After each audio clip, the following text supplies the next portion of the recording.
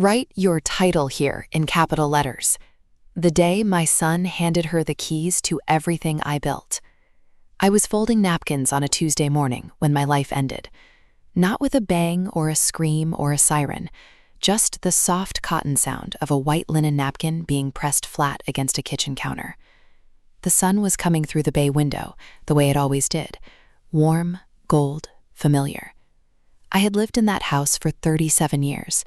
I knew every creak in the floorboards, every crack in the ceiling paint, every single way the light moved across the living room carpet from dawn to dusk. That house was my body, my bones, my skin. And on that Tuesday morning, I still believed it was mine. My name is Margaret. Everyone calls me Maggie. I am 68 years old.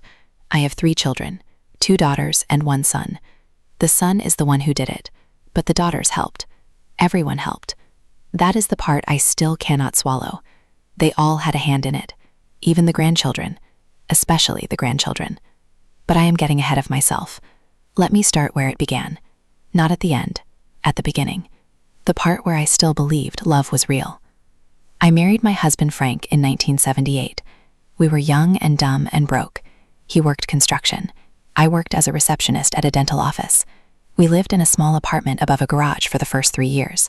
The bathroom was so small you could barely turn around. The heat went out every winter. But we were happy. Or I thought we were happy. Looking back now, I wonder if I was just too busy surviving to notice the cracks. Frank was handsome in that rugged way. Tall, broad shoulders, hands that could fix anything. He could look at a broken engine and just know what was wrong. People loved him. I loved him. I loved him so much I gave him everything. Our first child came in 1980, a daughter, Jennifer. She had his eyes, blue and sharp and already impatient. She came out screaming and never really stopped. Then Lisa in 1983, softer, quieter. She looked like my mother, same worried brow, same gentle way of moving.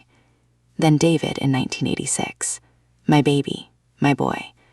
He was born with a full head of dark hair and a temper that would make you step back, but he had a smile that could melt anything. I worked 2 jobs when they were little. Frank worked 3. We were building something, brick by brick, dollar by dollar. I remember coming home at 11 at night and still making lunches for the next day. I remember falling asleep standing up at the kitchen sink. But I never complained. That was the deal. You have children, you sacrifice, you bleed, you keep going. The real estate thing started by accident. In 1995, I bought a small duplex near the community college. It was a foreclosure, ugly, run down, but I saw something in it. I had always been good with numbers, better than Frank. He would laugh and say I had a head for money. He was right. I could look at a property and know what it was worth. What it could be worth. So I bought that duplex for $62,000. Frank thought I was crazy. My mother thought I was crazy. Everyone thought I was crazy. But I painted every wall myself. I replaced the flooring myself. I stayed up until 3 in the morning with a hammer and a nail gun and blisters on my hands. And when I was done, I rented it out for $1,400 a month. That was the beginning. Over the next 20 years, I bought more. A 4-unit building near the hospital, a small strip mall on the south side, a bunch of single-family homes in neighborhoods that were about to turn good. I had a gift for it. I would drive around on Sundays and just look. I could feel where the money was going to move. Frank handled the maintenance. He was good with his hands. But I was the brain. I was the one who sat at the kitchen table with spreadsheets and bank statements and a calculator that I wore out twice. I built an empire. I am not exaggerating. By 2015, I owned 17 properties. 17. Worth over $8 million. I did that. Not Frank. Not a bank. Not some inheritance from a rich uncle. Me, Maggie, the woman who used to clean toilets at the dental office so she could afford diapers. My children watched me do it. Jennifer was the oldest. She became a nurse. Married a man named Tom who sold medical equipment. They had 2 kids, a boy and a girl. They lived in a nice subdivision 20 minutes away. Lisa became a teacher, elementary school. Married a man named Paul who worked for the city. They had 3 kids, all girls. They lived 15 minutes in the other direction. And David, my David, he went to community college for 2 years, then dropped out. He said school was not for him. He said he wanted to work with his hands like his father. I was fine with that. I loved him no matter what. He was my only son, my boy. He met a girl named Vanessa at a barbecue in 2010. She was pretty, sharp, dark hair, dark eyes, the kind of girl who always looked like she knew something you did not. I liked her at first. Everyone did. She laughed at David's jokes. She helped clear the table. She brought flowers when she came over. She seemed grateful. That was the trick. She seemed grateful. They got married in 2012, a small wedding in a garden. I paid for most of it, $40,000. I did not mind. That is what mothers do. They had a daughter in 2014, little Sophia, my first granddaughter from David. I was over the moon. I babysat 3 days a week. I bought the crib. I bought the stroller. I bought the car seat. I bought clothes and toys and books and anything they needed. Vanessa would smile and hug me and say, "Thank you, thank you, thank you." But looking back, I see something else now. I see calculation. I see patience. I see a woman who was waiting for the right moment to strike. Frank got sick in 2016, lung cancer. He had smoked since he was 15. I had begged him to quit for 40 years. He never did. The diagnosis came in March. By September, he was gone. I sat by his bed in the hospice center for 11 days. He was not conscious for most of it, but I held his hand anyway. I told him I loved him. I told him the children would be fine. I told him I would be fine. I lied. I was not fine. I am still not fine. When he died, I lost more than a husband. I lost the only person who knew me before I became this, before I became the empire, before I became the mother and the grandmother, and the woman who always had her shit together. Frank knew the girl who used to eat ramen noodles for dinner. Frank knew the girl who cried in the bathroom after her boss yelled at her. Without him, I was just a widow in a big house with a lot of keys. The children rallied around me at first. Jennifer came over every day. Lisa cooked dinners. David mowed the lawn. Vanessa brought Sophia to visit, and the little girl would crawl into my lap, and I would feel something like warmth again. I thought I was lucky. I thought I had raised good children who would take care of me when I was old and broken. I was wrong. I was so wrong it makes me laugh now. Not a happy laugh, a laugh that lives in the back of my throat like poison. It started slowly, the way all bad things start. Vanessa began coming over without David. She would bring coffee and sit at my kitchen table and talk. She was curious about the properties. She asked a lot of questions. How did I find them? How did I finance them? How did I handle the tenants? How much was the cash flow? I answered everything. I was proud of what I built. I wanted to share it. I wanted to pass it on. That was my mistake. That was the crack in the wall I did not see until it was too late. Vanessa said she wanted to learn. She said she wanted to help. She said David was not good with business, but she was. She had taken some online courses. She had a head for it, just like me. I was flattered. I was lonely. Frank was gone. The house felt like a tomb. Having someone to talk to about the one thing I was truly good at felt like medicine. So I started teaching her. I showed her the spreadsheets. I explained the tax strategies. I introduced her to my accountant and my lawyer and my property manager. I gave her access to my files. I trusted her. She was my daughter-in-law. She was the mother of my granddaughter. She loved my son. What could go wrong? David started changing too. He came around less. When he did come, he seemed distant, distracted. He would look at me with this strange expression, like he was measuring me, like he was waiting for something. I asked him if everything was okay. He said yes. He said work was busy. He said Vanessa had been stressed. I believed him. Mothers always believe their sons. It is our greatest weakness and our deepest shame. Then came the conversation about the trust. It was Jennifer who brought it up first. She said I needed to get my affairs in order. She said it was responsible. She said, what if something happened to me? The children would be left with a mess. Probate, taxes, confusion. I agreed. I was almost 70. It made sense. So I hired a lawyer, a man named Robert, who had done my real estate closings for years. I trusted him. That was another mistake. Robert drew up a trust. I was the trustee. I controlled everything. But after I died, the properties would be split equally among my 3 children, Jennifer, Lisa, David. Equal shares. That felt fair. That felt right. I explained it to all of them. They nodded, they smiled, they said thank you. Vanessa was there when I explained it. She smiled too. But her smile was different. I see that now. Her smile was hungry. A few months later, Vanessa came to me with an idea. She said I should start gifting the properties to David while I was still alive, for tax purposes, to avoid estate taxes. She said she had done the research. She said it was perfectly legal. She said I could still control everything. I would just put David's name on the deeds. He would hold them in trust for me, a paper transfer only. I would still collect the rent. I would still make the decisions, but the properties would be in his name. That way, when I died, there would be less tax burden, less hassle, less government interference. I hesitated. Something in my gut said no, but I pushed it down. I told myself I was being paranoid. This was my son, my daughter-in-law, my family. They loved me. They would never hurt me. Vanessa was so convincing. She had spreadsheets, she had articles from financial websites, she had everything laid out so neatly, so professionally. I said yes. I said yes because I was tired. I said yes because Frank was dead, and I did not want to fight alone anymore. I said yes because I wanted to believe that someone in my family actually cared about the business I had built with my own 2 hands. We transferred the first property in February, a small single-family home in a decent neighborhood, worth about $300,000. David signed the papers. Vanessa was there. She held his hand. She smiled at me. She said this was the smartest financial decision I had ever made. I felt a little thrill of pride. I was still useful. I was still the one who knew things. The second property transferred in March, a duplex worth $450,000. The third in April, a 4-unit building near the hospital worth $700,000. By June, we had transferred 8 properties, over $3 million in real estate, all in David's name, all held in trust for me. Or so I thought. The cracks got wider in July. I remember the exact day. It was a Saturday, hot, humid, the kind of day where the air feels thick as soup. I called David to ask about a repair at one of the properties. A water heater had gone out. I needed him to coordinate with the plumber. He did not answer. I called Vanessa. She did not answer either.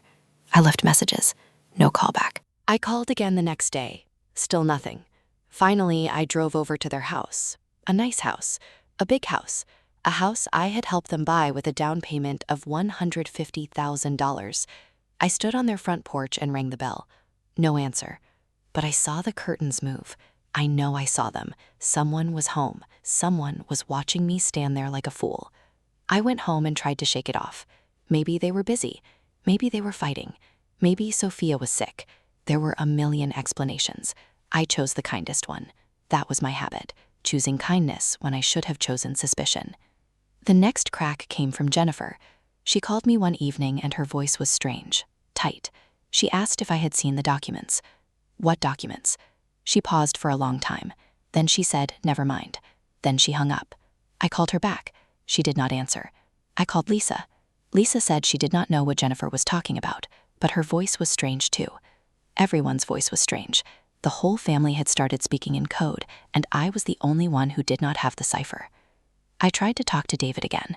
I drove to his office. He had a small construction company. Nothing fancy. A few trucks, a few employees. I found him in the lot.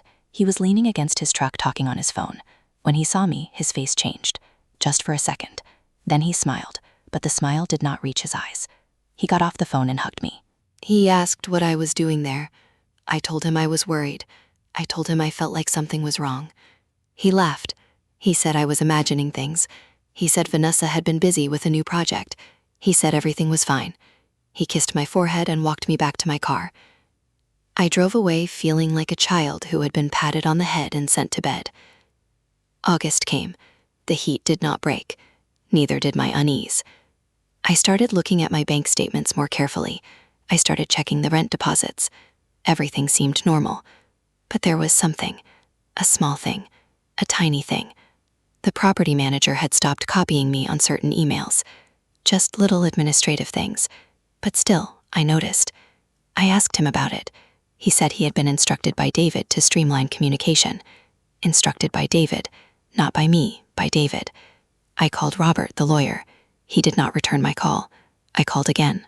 Nothing. I drove to his office. The receptionist said he was in a meeting. I waited for 2 hours. He never came out. I left a message. He never called back. That was when the fear started. Real fear. The kind that lives in your stomach and grows like a tumor. On August 23rd, I got a letter, certified mail. I signed for it with shaking hands. It was from a law firm I had never heard of, a place downtown, fancy name, fancy paper. The letter said that David was exercising his legal rights as the owner of 8 properties. Effective immediately, I was to cease collecting rent. I was to cease making management decisions. I was to turn over all keys and access codes within 7 days. The letter said that any attempt to interfere with his ownership would result in legal action. It was signed by a woman named Attorney Sarah K. Mitchell. I read the letter 12 times. I read it until my eyes blurred and my hands went cold. This was not happening. This could not be happening. My son, my only son, he was stealing from me. He was taking everything. And Vanessa, beautiful, smart, grateful Vanessa. She had planned this. She had played me like a piano. She had sat at my kitchen table and drank my coffee and smiled at me while she built the trap that would snap my neck. I called Jennifer. She picked up on the first ring. I told her about the letter. There was a long silence. Then she said, "I know." I said, "You know what?" She said, "I know about the properties." I said, "How do you know?" She said Vanessa told her, months ago, at a family dinner, while I was in the bathroom. Vanessa said it was already done. The papers were signed. The transfers were final. Jennifer said she wanted to tell me. She said she almost told me 100 times. But David called her. He said if she told me, he would never speak to her again. He would keep her nieces and nephews away from her. He would destroy their relationship. So she stayed quiet. She stayed quiet while her mother was being robbed blind. I hung up on Jennifer. I am not proud of that, but I could not hear another word. I called Lisa. Lisa started crying before I even finished talking. She knew too. Everyone knew. Everyone except me. The whole family had been sitting on this secret for months, watching me cook Sunday dinners, watching me play with the grandchildren, watching me talk about my retirement plans, and not one of them said a word. I drove to David's house that night. I did not call first. I did not warn him. I just showed up. The lights were on. I could see shadows moving behind the curtains. I rang the bell. David opened the door. He was wearing a nice shirt, expensive shoes. He had been somewhere, a dinner maybe, a celebration. He looked at me and his face went blank. I pushed past him into the house. Vanessa was in the living room. She was holding a glass of wine. She was smiling, not a guilty smile, a victorious smile, the smile of someone who has won and knows it. I asked them if the letter was real. David said yes. I asked them if they had stolen my properties. Vanessa said they had not stolen anything. They had simply accepted a gift. I said it was not a gift. I said it was a trust. I said the properties were supposed to stay in my control until I died. Vanessa laughed, a small, cold laugh. She said the documents did not say that. She said I had signed over ownership, outright, no conditions, no trust, no nothing. I was the one who signed. I was the one who transferred the deeds. I was the one who gave them away.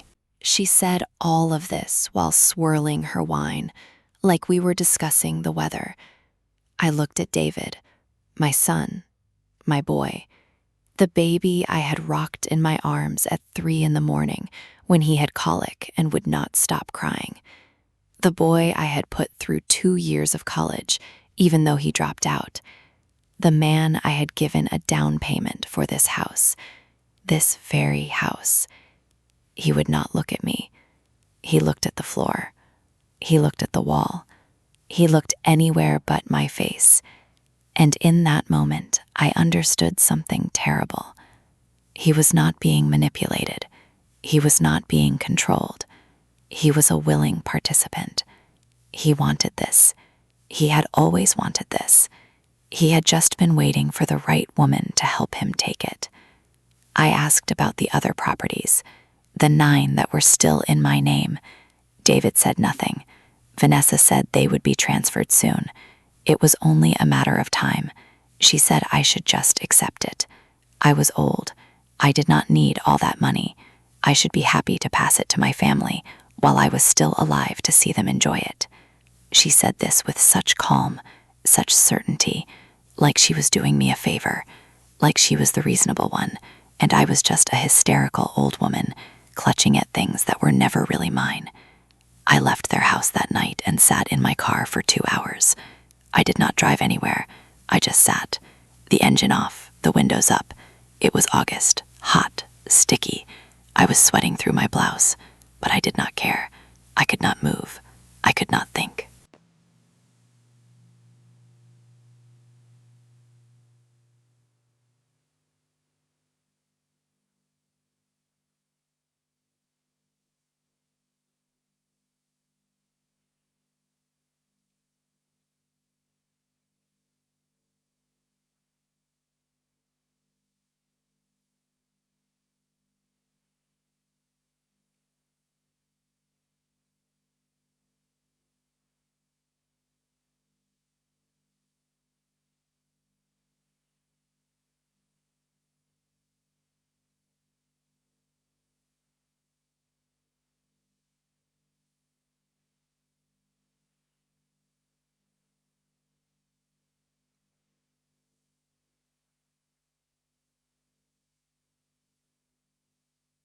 I could only feel, and what I felt was a hole opening inside me, a dark, bottomless hole where my heart used to be.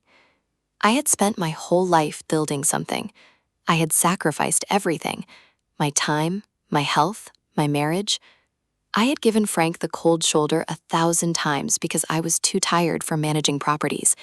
I had missed school plays and birthday parties and recitals because I was signing papers or fixing toilets or chasing down rent. I had done all of that for them, for my children, so they would have something, so they would never have to eat ramen noodles in an apartment above a garage the way I did. And now they had taken it all, and they had done it with a smile. The next morning, I called a new lawyer, a woman named Patricia. She was young, maybe 35, sharp, no nonsense. I told her everything, the transfers, the trust, the letter. She listened without interrupting. When I finished, she leaned back in her chair and said, "I am so sorry." Those 3 words meant more than anything else anyone had said, because she was the first person who did not try to explain it away. She did not say, maybe they did not mean it.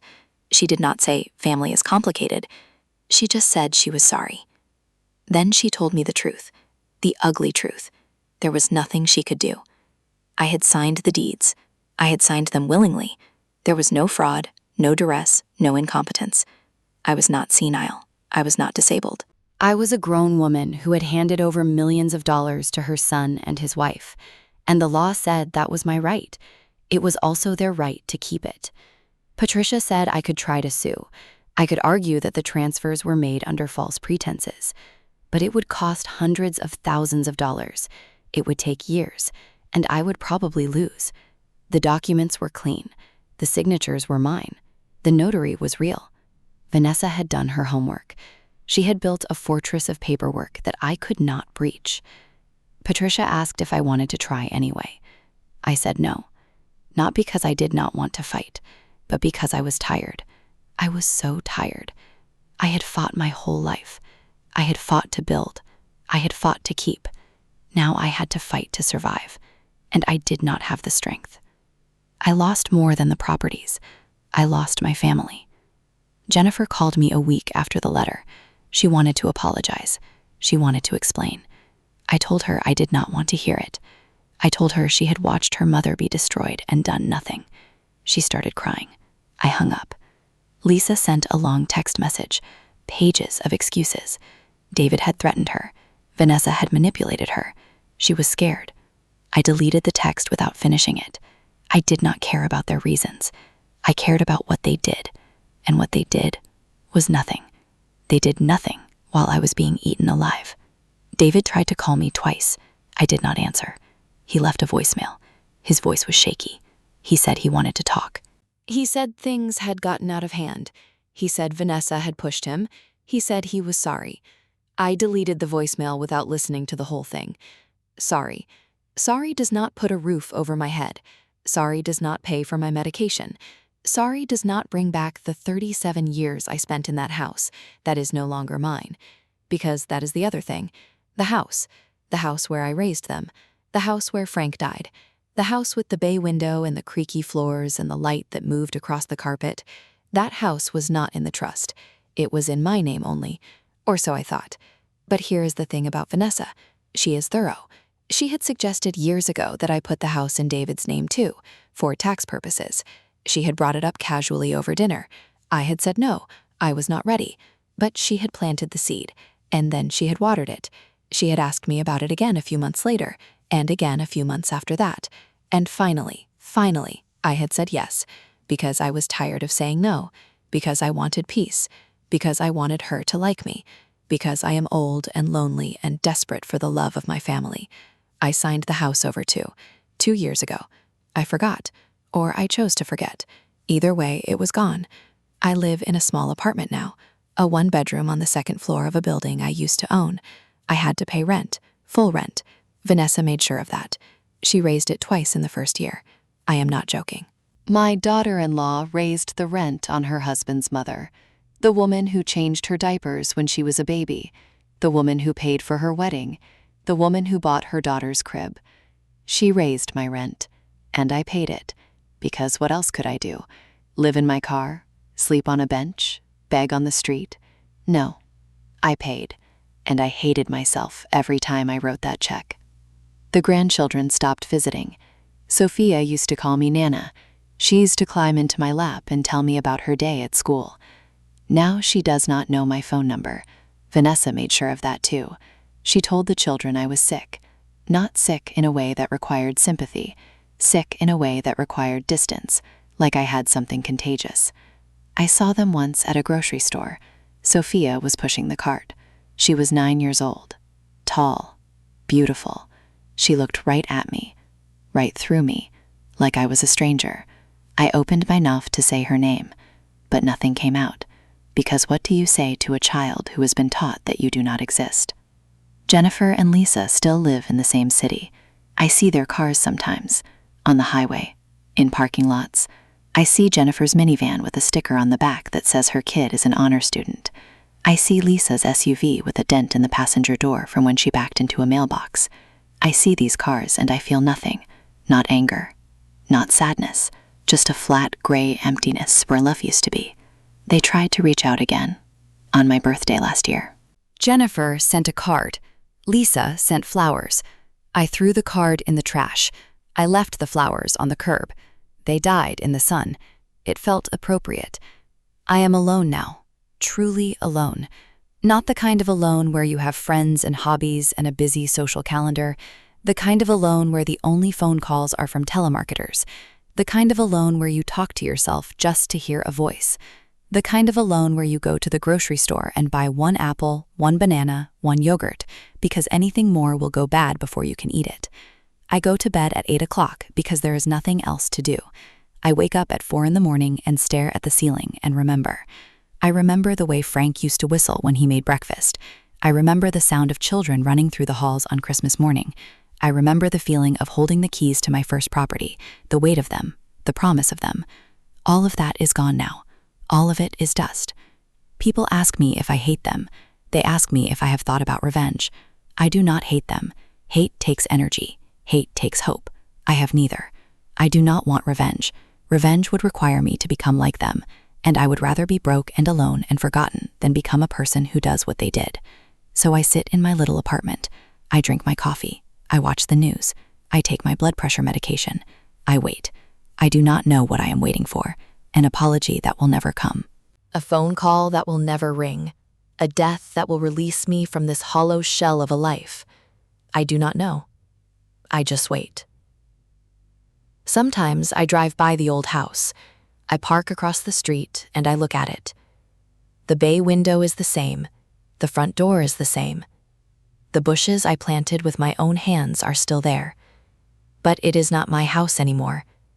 It belongs to David and Vanessa. They painted it gray. They put new shutters on it. They cut down the oak tree in the backyard, the one Frank planted when Jennifer was born. It is gone. Everything is gone.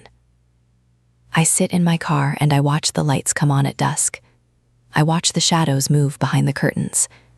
I imagine them in there, eating dinner, watching TV, putting Sophia to bed, living the life that was supposed to be my reward for 40 years of sacrifice. And I feel nothing. That is the worst part. After everything, After all the tears and the anger and the sleepless nights, I feel nothing at all. Last week, I went to the bank to deposit my Social Security check. The teller asked me if I had any fun plans for the weekend. I said no. She smiled and said, "Well, have a nice weekend anyway." I walked out to my car. It is a 2008 sedan with a cracked windshield and a check engine light that has been on for 3 years. I sat in the driver's seat and looked at my hands. They are old hands now, veiny, spotted. The hands that built an empire. The hands that changed thousands of diapers. The hands that held Frank's as he died. Those hands. Those tired, broken hands, they still have the calluses from the hammer and the nail gun and the paintbrush. The calluses never went away. Neither did the memory. I drove home. I made a frozen dinner. I ate it standing at the kitchen counter because sitting at the table felt too lonely. I washed the dish. I dried it. I put it away. Then I walked to the living room and I stood at the window. The apartment faces a parking lot, a dumpster, a fence. Nothing beautiful, nothing worth seeing. But I stood there anyway, because standing at a window is what I have always done, waiting for someone to come home, waiting for someone to need me, waiting for someone to remember that I am still here, still breathing, still Margaret, still the woman who built something from nothing, still the woman who loved too much and trusted too easily and paid the price for both. They will not remember me. Not really. They will remember the money. They will remember the properties. They will remember the empire. But they will not remember the woman who bled for it, who cried for it, who gave up her sleep and her health and her marriage for it. They will tell themselves I was difficult, that I was controlling, that I deserved what happened. That is how people like Vanessa win. They rewrite the story. They make themselves the heroes, and you the villain. And eventually, everyone believes them. Even you start to wonder, maybe I was difficult. Maybe I was controlling. Maybe I deserved it. But then I remember the way Sophia looked at me in the grocery store, that blank, empty stare. A child who had been told her grandmother was nothing. A child who had been taught to look through me like a window. And I know I did not deserve that. No one deserves that. Not even the most difficult mother in the world. Not even the most controlling woman on earth. No one deserves to be erased by the people they loved most. So here I am, 68 years old, alone in a one-bedroom apartment, drinking coffee that I bought on sale, wearing clothes that I have owned for a decade, waiting for a phone that will not ring. And the worst part, the absolute worst part, is not the money.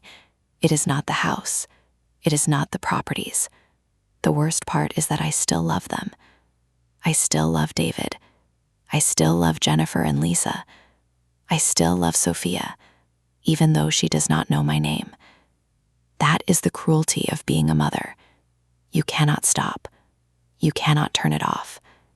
Even when they take everything, even when they leave you with nothing, you still love them. You love them until it kills you. And maybe even after that. I am not looking for justice anymore. I am not looking for revenge. I am not looking for an apology. I am just looking for a way to make it to the end of the day without collapsing under the weight of what they did. Some days I succeed. Some days I do not.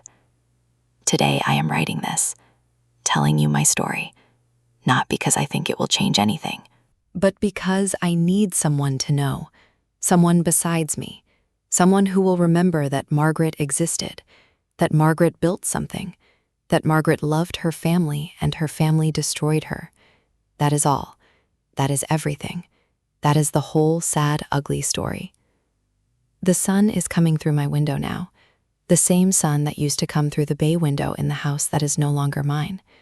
It feels different here, colder, thinner, like light that has lost its memory. I will finish this coffee. I will wash the mug. I will sit in my chair and watch the afternoon fade into evening. Then I will make another frozen dinner. Then I will go to bed at 8 o'clock. Then I will make up at 4 in the morning and stare at the ceiling and remember. And somewhere across the city, David and Vanessa will be sitting in my living room, drinking wine, laughing, living the life I gave them. And they will not think of me. They will not wonder if I am okay. They will not lose a single second of sleep over the woman who changed their diapers and paid for their wedding and built an empire with her own 2 hands. They will sleep fine. They always have. And I will lie awake, as always, waiting for nothing, remembering everything, dying a little more each day in a world that has already forgotten my name.